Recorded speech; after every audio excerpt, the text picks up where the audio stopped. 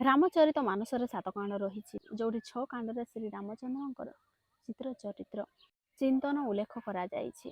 କିନ୍ତୁ ଗୋଟିଏ କାଣ୍ଡ ଯାହାକୁ ଆମେ ସୁନ୍ଦର କାଣ୍ଡ କହିଥାଉ, ସେଥିରେ ଭଗବାନ ନୁହେଁ ଭକ୍ତରାଜ ପରମପୁତ ହନୁମାନଙ୍କର କୃତ୍ୟତର ବର୍ଣ୍ଣନା କରାଯାଇଛି।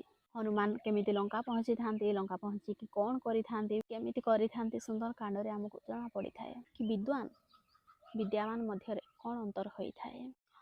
ରାବଣ ବିଦ୍ୱାନ ଅଟେ, ଉଚ୍ଚ ଶିକ୍ଷିତ, ପରମ ପୂଜ୍ୟ ହନୁମାନ ମହାରାଜ ସୁଶିକ୍ଷିତ ଅଟନ୍ତି। ଉଚ୍ଚ ଶିକ୍ଷିତ ବ୍ୟକ୍ତି ନିଜର ବ୍ୟକ୍ତିତ୍ୱର ଅହଙ୍କାରରେ ଡୁବି ରହିଥାଏ, ଆଉ ସୁଶିକ୍ଷିତ ହନୁମାନ ବିନମ୍ରତା ଦ୍ୱାରା ଭରପୁର ରହିଛନ୍ତି। ଯୋଉଠି ବିଦ୍ୱାନ ରାବଣ ଅନ୍ୟର ଶାନ୍ତି ଶକ୍ତି ମାତେଶ୍ୱରୀ ସୀତାଙ୍କର ହରଣ କରିଛି, ସେହିଠାରେ ବିଦ୍ୟାବାନ ହନୁମାନ ଶାନ୍ତି ଶକ୍ତି ସ୍ୱରୂପା ରାବଣ ସାମ୍ନାରେ ହାତ ଯୋଡ଼ିକି ମାତା ସୀତାଙ୍କୁ ବାପସ ଫେରାଇ ଦେବା ପାଇଁ ନିବେଦନ କରିଥାନ୍ତି। ତାହାର ଗର୍ଜନ ମାତ୍ରକେ 3 ଲୋକ କମ୍ପିଥାଏ। ଏମିତି ଶକ୍ତିବାଲା ମହାବାଲି ହନୁମାନ ରାବଣଙ୍କ ସାମ୍ନାରେ ହାତ କ'ଣ ପାଇଁ ଯୋଡ଼ିଥାନ୍ତି? ସେ ତ ତାର ହାତକୁ ତୋଡ଼ି ପାରିଥାନ୍ତେ। ବାସ୍ ଏହା ଅନ୍ତର ଅଟେ ବିଦ୍ୱାନ ଆଉ ବିଦ୍ୟାବାନ ମଧ୍ୟରେ। ବିଦ୍ୱାନ ବ୍ୟକ୍ତି ଭୟରେ ହାତ ଯୋଡ଼ିଥାଏ, ଆଉ ବିଦ୍ୟାବାନ ବ୍ୟକ୍ତି ଭାବ ଦ୍ୱାରା ହାତ ଯୋଡ଼ିଥାଏ।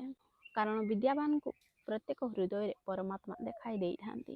ସେ ପ୍ରତ୍ୟେକ ହୃଦୟରେ ପରମାତ୍ମାଙ୍କୁ ସ୍ଥାପିତ କରିବା ପାଇଁ ଚାହିଁଥାନ୍ତି। ଯୋଉଠି ବିଦ୍ୱାନଙ୍କୁ ପରମାତ୍ମା ଆବଶ୍ୟକତା ହୋଇଥାନ୍ତି, ସେହିଠାରେ ବିଦ୍ୟାବାନଙ୍କୁ ପରମାତ୍ମାକୁ ନୁହେଁ ପରମାତ୍ମା ହିଁ ଆବଶ୍ୟକ ପଡ଼ିଥାନ୍ତି।